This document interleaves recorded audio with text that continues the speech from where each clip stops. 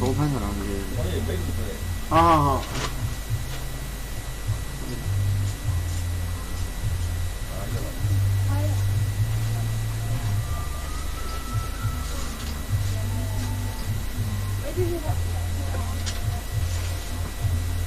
说这样啦，我呢，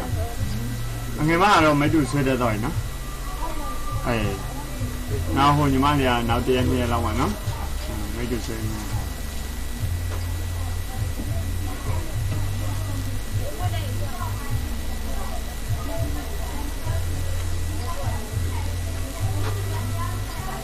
ကဲအားလုံးမင်္ဂလာပါဒီနေ့ Adobe Photoshop 2015ထဲမှာပေါ့နော် layer style အကြောင်းကိုရှင်းပြတော့မှာဖြစ်ပါတယ်ဒါဒါချင်းကျွန်တော် layer style တော့ဖို့အတွက်မှာ effect ဆိုတာရှိပါတယ်ဒီအခုကျွန်တော်တို့ကဒီမှာရွေးထားတာကိုဒီ object လေးတစ်ခုကိုပေါ့နော် layer style ဖြစ်နေတယ်ဆိုရင်ဒီဘက်မှာရှိတယ် effect ကိုဒီချက်နဲ့ပါတယ် effect ကနေပြီးတော့blending option ကိုနှိပ်လိုက်လို့ရှိရင်ရပါတယ်။ဒါဆိုရင် layer style ပေါင်းလေးကြားလာတာပေါ့နော်။အခုဒီနေရာမှာကျွန်တော်တို့က layer style blending option ထိရောက်တော့ပေါ့နော်။ဒီ layer style မှာဆိုရင်တော့ဒီကနေပြီးတော့တော်လို့ရတယ်လို့ effect လေး blending option ဒီကနေပြီးတော့ layer style ကိုဝင်လို့ရသလို layer နဲ့ပတ်သက်လာရင် layer ထဲမှာလည်း layer style ဆိုတာရှိပါတယ်။ layer style layer style မှာလည်း blending option ဟိုဝင်ပေးလို့ရပါတယ်။ပြတာဆိုရင်တော့အခုတို့ကအရင်ဆုံးဒီ Adobe Photoshop 2015ထဲမှာဆိုရင်bevel and emboss ဆိုတာအရင်ဆုံးပေါ်ပါတယ် bevel and emboss ကိုနှိပ်လိုက်တဲ့အခါမှာဒီမျိုးထပ်ပြီးတော့သူရဲ့ bevel and emboss option လေးထပ်ပေါ်ပါတယ်inner bevel ရှိတယ်နောက်ပြီးတော့ outer bevel ရှိတယ် outer bevel လေးကို depth လေးတင်လိုက်ပါတင်လိုက်တယ်နောက်ပြီးတော့ size ကိုထပ်ကြည့်ပေးလိုက်တယ်ပြန် soften ဆိုတာဒီဖြော်ပေးလိုက်တာပေါ့နော်ဒါအဲ့မှာတို့က gloss control ဆိုတာဒါ gloss control ဒီပုံစံလေးတွေပေါ့နော်နောက်ပြီးတော့ဒီမှာတချမ်း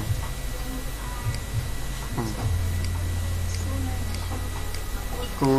နှစ်သက်ပုံစံလေးတွေကိုရွေးပြီးတော့သုံးလို့ရတော့နော်ပြီးရင်ပြcontrol ဆိုတာရှိတယ် control ထဲမှာ range ကဘယ်လောက်ယူမလဲဒီနေထားယူမလားဒီနေထားယူအဲ့မှာ bevel ကိုဖြုတ်လိုက်လို့ရှိရင်တော့ပြန်ပြီးတော့ကြောက်တော့တာပေါ့နော်နောက် texture ဆိုတာရှိတယ် texture အဲ့ဒီထင်းမှာပဲ texture လေးပါတယ် textureအဲ့ texture ကိုတစ်ခါထည့်ပြီးတော့ကျန်နေတဲ့ texture လေးတွေကိုရွေးလို့ရတယ်ဒါတော့ဖြင့်ပုံမှန် texture လေးတွေရှိတယ်ဒီလိုမျိုး texture ရှိတယ်နောက်ပြီးတော့အဲ့မှာ texture လေးတွေထည့်သိရှင်တယ်ဆိုရင်လည်းဒီကနေပြီးတော့ load pattern ဆိုပြီးတော့ပြန်ယူလို့ရတယ်ပေါ့နော်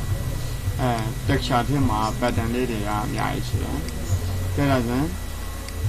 ဒါတော့ snap to origin နောက်ဒီကနေပြီးတော့ tradition နဲ့ဆိုရင်ဒီဘက်မှာရှိနေတဲ့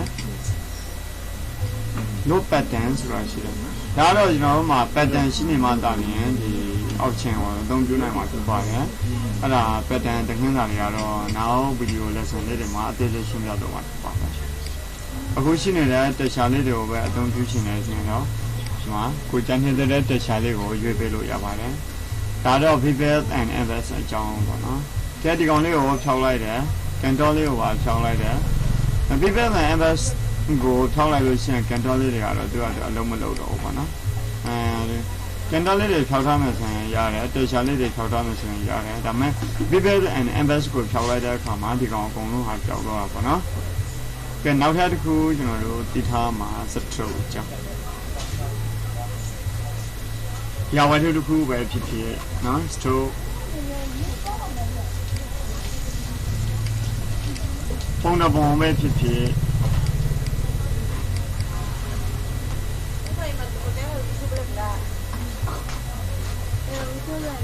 ကဲဒီကောင်လေးကိုကျွန်တော်တို့ကနောက်ခံလေးတစ်ခုထားလိုက်နော်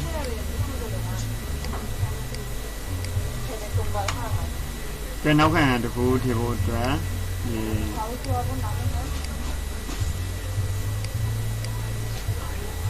cái thứ gỗ rồi đó layer style được thêm mà layer nên nó layer style rồi đấy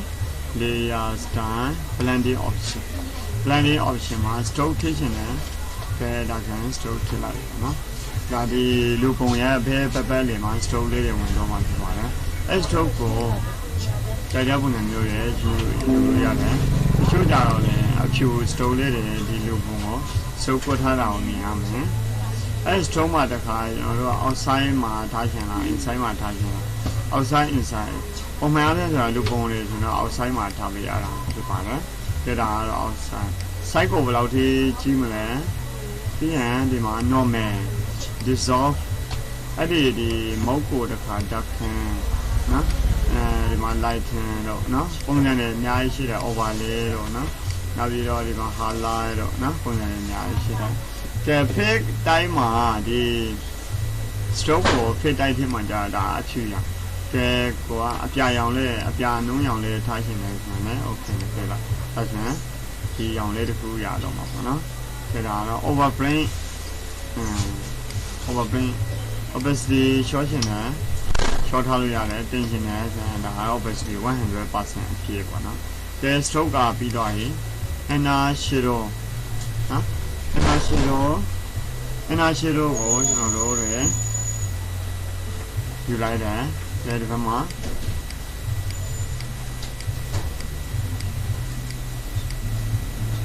ကဲ inner shadow distance အကွာဝေးဘယ်လောက်ထားမလဲအကွာဝေးပြန် shop CHOK shop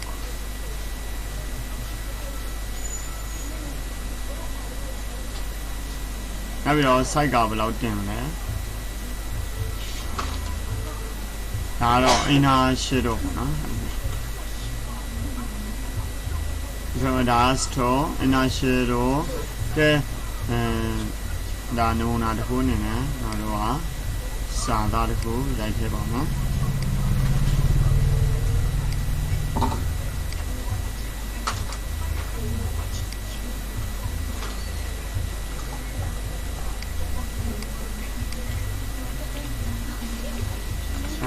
ဘ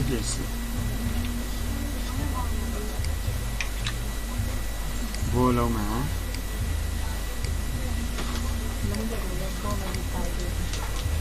ကဲဒါဆိုရင်တော့အခု MIDTC ဆိုပြီးတော့စာကို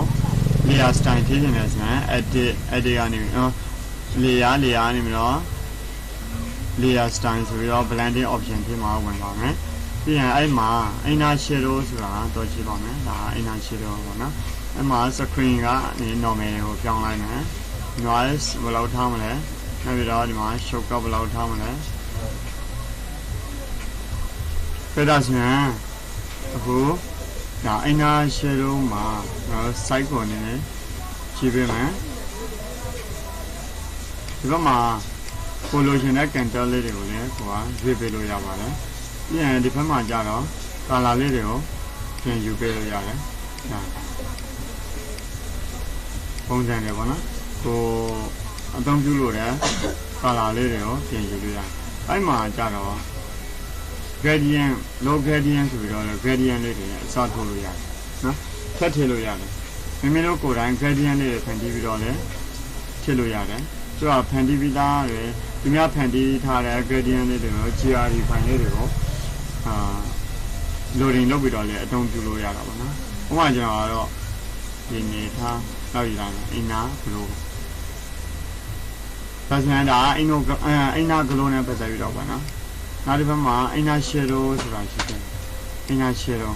ကိုနှိပ်လိုက်တဲ့အခါမှာဒါ inner glow ကိုဖြောင်းမယ် inner shadow မှာ multiply as a normal ရွေးထားပါမယ်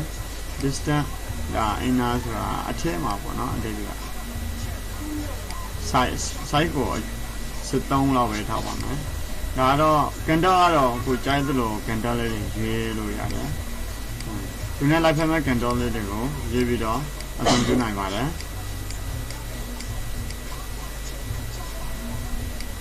ဒီပုံစံမျိုးပဲကြိုက်တယ်ဆိုပါတော့နော်ရွေးထားလိုက်ပါ ဒါဒါဆိုရင်တော့အခုဒီမှာ MDTC ကိုအိနာ shadow နဲ့နေပြီးတော့တုံ့ပြထားတာပါနော်ဒီလိုဖြုတ်ရကျွန်တော်တို့ဒီ color overlay ဆိုတော့ပုံမှန်အားဖြင့်ဆိုတော့အဖြူပေါ့နော် color overlay ထည့်လိုက်တော့color overlay မှာကျွန်တော်ကအစိမ်းရောင်လေးထည့်ချင်တာအစိမ်းရောင်ကြက်တော့ဆိုရင်တော့အခုသူကစာရှင်းနေတယ်နော်စာရေးတော့ရှင်းနေတယ်ဒါမှမမြင်ရဘူးဖြစ်နေကြအဲ့ဒါကိုကျွန်တော်တို့က stroke တစ်ခုခုနဲ့ copy ရမှာပေါ့နော် stroke ကဘာရောင်ထားရှင်လဲအဖြူရောင်ဆိုလဲအဖြူရောင်အနည်းရောင်ဆိုလဲအနည်းရောင်ပေါ့နော်ကြက်တော့ဆိုရင်တော့ okay အဲ stroke size ကိုလိုတလောက်ကိုနေပြီးတော့ကြီးသေးလို့ပေးလို့ရတယ်အဲ့ဒါကို stroke နဲ့ color overlay နဲ့တွဲပြီးတော့သုံးရတာပေါ့နော်ကြက်ဒါအစိမ်းရောင်အထက်မှာရှိနေတဲ့အစိမ်းရောင်ကိုမကြိုက်ဘူးဆိုရင်တော့ကျွန်တော်တို့နောက်ထပ်အဖြူရောင်လေးရွေးပေးလိုက်တယ်ဒါမှမဟုတ်နောက်ထပ် color လေးတစ်ခုရွေးပေးလိုက်တယ် okay နေလိုက်ကြက်ဒါဆို color overlay ကိုလည်းနားလေတော့မယ်လို့ထင်ပါတယ် stroke ကိုဖြုံးမယ် color overlay ဖြုံးမယ် gradient overlay ဆိုတာရှိတယ် gradient overlay ထဲမှာလည်းမိမိတိုင်းနေတဲ့ gradient overlay တွေကိုအသုံးပြုနိုင်တယ်နော်ဒီပုံစံမျိုးပဲထားလိုက်ပါလို့ဒါတော့ gradient overlay တို့လည်း scale အကြီးသေးနဲ့ gradient လေးတွေကိုရှင်းလိုက်ရှင်းပေးလို့ရပါတယ် preset alignment နော် angle ကဘယ်လိုပုံစံမျိုးထားရှင်လဲ scale ကဘယ်လောက်ထားရှင်လဲနောက်ပြီးတော့ angle ကပြင်ပြီးတော့90 degree ထားရှင်လဲ align with layer reverse ပြင်လို့ရှင်လဲပြောင်းပြန်ပြင်လို့ရှင်လဲ reverse linear style ကတော့အမျိုးမျိုးရှိတယ် linear ရှိမယ် radial ရှိမယ် gradient 2ကိုအသုံးပြုတဲ့အခါမှာကျွန်တော်တို့ပုံစံနဲ့အတူတူပါပဲ style linear style တွေက linear style လေးတွေမှာဆိုရင် gradient overlay မှာဆိုရင် style က linear ရှိမယ် radial ရှိမယ် angle ရှိမယ်နောက်ပြီးတော့ reflected ရှိမယ် reflected ရောက်မြန်ဒါပဲ diamond ဆိုရင်စိန်ပြန်ရှိမယ်ပုံမှန်အားဖြင့်ဆိုတော့ linear ပဲအသုံးပြုတာများပါတယ်စကေးကတော့အကြီးသေးကိုမင်းလိုသလိုအသုံးပြုလို့ရတာပေါ့နော်ကဲဒီအနေထားပဲတာပဲနော် make the default ပုံမှန်အနေထားပြန်လို့ရှိနေဆို make the default ကိုနှိပ်ပေးရမှာဖြစ်ပါတယ်ဆိုတော့ reset to default နော်ဒါကတော့ gradient overlay နဲ့ပတ်သက်ပြီးတော့အသုံးပြုတာပါကျန်နောက်တစ်ခုက pattern overlay ဆိုတာလေးရှိသေးတယ် pattern overlay ဒီတစ်မှာ low pattern အနေနဲ့မိမိတို့ကြိုက်တဲ့ pattern လေးတွေကိုရွေးချယ်ပြီးတော့အသုံးပြုလို့ရတယ်ကြက်တော့ဆိုရင်တော့အခုဒီ pattern လေးတစ်ခုမှာကိုကြိုက်တဲ့ pattern လေးတွေကိုရွေးချယ်ပြီးတော့အသုံးပြုနိုင်ပါတယ်ကြက်တာကတော့ pattern နဲ့ပတ်သက်ပြီးတော့ပေါ့နော် opacity ကို pattern opacity ကိုလိုသလောက်ကိုရှော့ချလို့ရပါတယ်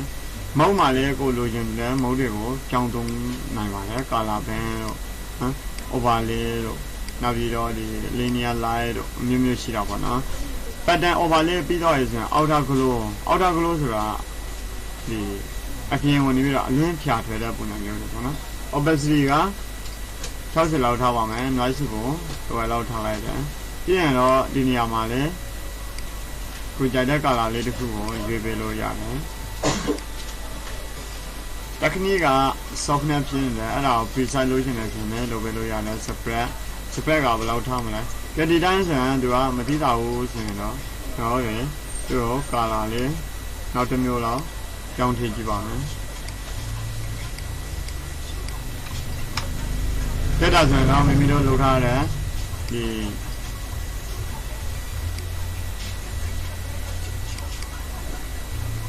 အောက်တာကလိုကဒီမှာပေါ်နေပြီဖြစ်ပါတယ်သူ့ကို spread ကိုနည်းနည်း short ချရှင်နေဆိုရင် short ချပေးလို့ရပါတယ် size ဒါကတော့အောက်တာကလိုနဲ့ပတ်သက်ပြီးတော့ပေါ့နော် opacity ကိုတင်မယ် opacity ကို short ချမယ် spread ဒါဆိုရင်အောက်တာကလိုအကြောင်းကိုသိမယ်လို့ထင်ပါတယ်နောက်ထပ်တစ်ခုက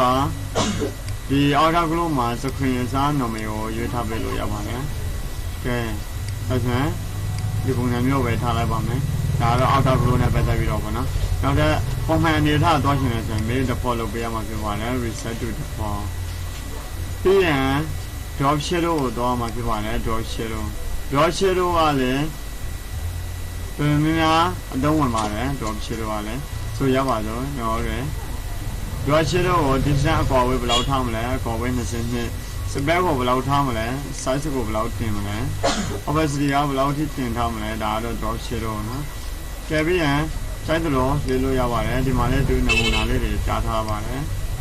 ပေါ်တက်ရှင်နဲ့အောက်ကြရင်လည်းဒီမှာအင်္ဂလိပ်ကိုလေပေးလို့ရတော့ဗောနော်ကဲကန်တော့မှာ quality ကကန်တော့မှာလည်းမိမိတို့ကြံနေတဲ့ဒီ drop shadow ကန်တော့လေးတွေကိုရွေးချယ်ပြီးတော့ကန်တော့တဲ့ကန်တော့လေးကိုရွေးပြီးတော့ကြံနေတဲ့design တွေကိုဖန်တီးလို့ရပါတယ်ဒါဆိုရင် drop shadow ကိုလည်းရတော့ဖြစ်ပါတယ်ဒါကတော့ drop shadow ထိထားတာပေါ့နော်ကဲဒါဆိုရင်ဒီပုံလေးတစ်ပုံကိုပြန်သွားကြည့်အောင်တော့ရယ်layer မျိုး layer style ကနေပြီးတော့ setting ဆိုပြီးတော့ဝင်ပါမယ် setting ကတော့သူကအထက်ကိုအရေးသွင်းတာပေါ့နော်ဒီလူပုံမှန်အပြင်ဆိုရင် drop shadow တော့ပါလို့ဆိုရင်အပြင်ကိုထွက်တယ်ဒါပေမဲ့ setting ကြတော့ဒီလူပုံရဲ့အထက်ကိုအရေးသွင်းတဲ့ပုံစံမျိုးဖြစ်တယ်အဲ့နေရာမှာကျွန်တော်တို့ site ကိုနေပြီးတော့လိုချင်တယ်လို့ပြင်လို့ရတယ်ဒီနေရာမှာ distance ကိုလည်းလိုတလောက်ထားပေးလို့ရတယ်ဥပမာဒီနေထားလောက်ပဲထားမယ်နောက်ပြီးတော့ angle ကိုနေပြီးတော့ကျွန်တော်တို့ဒီတစ်ဖက်ကိုရွှေ့မယ်နော်ဒါဆိုရင်ဒီလူပုံကိုနေပြီးတော့နေအောင်ကြားနေတဲ့ပုံစံမျိုးတွေဖန်တီးတဲ့အခါမှာဒီ setting ဆိုတဲ့ကောင်လေးကိုသုံးတာများပါတယ်ဒါဆိုရင်အခုဒီမှာဆိုရင်နေထိုးနေတဲ့ပုံစံမျိုးပေါ့နော်ဒါဆိုရင်ဒီဒါနည်းနည်းလိုအပ်သလိုနောက်ထပ်ဒီမှာလိုက်ပြီးတော့အရှင်ကြည့်ပေါ့နော် distance ကိုနည်းနည်းကိုလိုချင်သလိုရွေးချယ်ပြီးတော့အသုံးပြုကြည့်ပါ size ကိုလည်းလုံးဝဒီတိုင်းဆိုရင်တုံးတီးကြီးဖြစ်နေတယ် size ကိုလည်းနည်းနည်းပါကျွန်တော်တို့ပြင်လို့ရတာပေါ့နော်ဒါဆိုရင်ဒီနေရာမှာနေကြားနေတဲ့ပုံစံမျိုးအရေးကြားနေတဲ့ပုံစံမျိုးတွေနောက်ဖန်တီးဒီ setting ဆိုတဲ့ကောင်လေးဖန်တီးလို့ရတယ်opacity ကိုတော့လိုတလောက်ပဲထားပါတော့ဒါအရင်များတော့လို့ရှိရင်လည်းကျွန်တော်ဘာမြင်ရမှာမဟုတ်ပါဘူး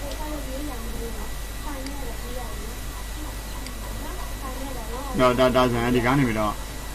အရေးသူ့ကိုနေရိတ်ကနေပြီးတော့ကြားတာပေါ့နော်ဒါဆိုရင်ဒီဘက်မှာလေးရှိပါသေးတယ်ပုံစံလေးတွေကိုကန်တော့ပုံစံမျိုးလေးတွေကိုရွေးချယ်ပြီးတော့အသုံးပြုကြည့်ပါနော်အဲ့ခါမှာသူနဲ့ live format ကန်တော့လေးတွေတွေ့ပြီးဆိုမှပဲတော့သူ့ကိုအတည်ပြုပြီးတော့ပုံထော်အောင်မှာဖြစ်ပါတယ်ဒါဆိုရင်ဒီပုံစံမျိုးအတိုင်းပဲထားပါမယ် site ကိုတော့ဒီနေထားလောက်ထားပါမယ်ဒါဆိုရင်ဒီဘက်မှာနေကြားနေတဲ့ပုံစံမျိုးဖန်တီးတာဖြစ်ပါတယ်တော့ပုံမှန်နေထားပြန်တော့ရှင်နေဆိုရင်တော့ reset to default ကိုပြန်လုပ်လိုက်ပါတယ်ဒါတော့ပုံမှန်ပေါ့နော်ဒါပြီးမှမိမိတို့ကြိုက်သလိုပြင်ပြီးတော့ပြင်ချင်တယ်ဆိုရင်လည်းပြင်လို့ရတယ်မှန်နော်ဒီ setting ကိုလည်းနားလည်လိမ့်မယ်လို့ထင်ပါတယ်ဒါဆိုရင်အခု layer style နဲ့ပတ်သက်ပြီးတော့ဒီ video သင်ခန်းစာတင်မှာပြောပြတာဖြစ်သင်ခန်းစာလုပ်ပေးတာဖြစ်ပါတယ်အကြောင်းသူကြောင့်သားလည်းအလုံးအစင်ပြရပါစေ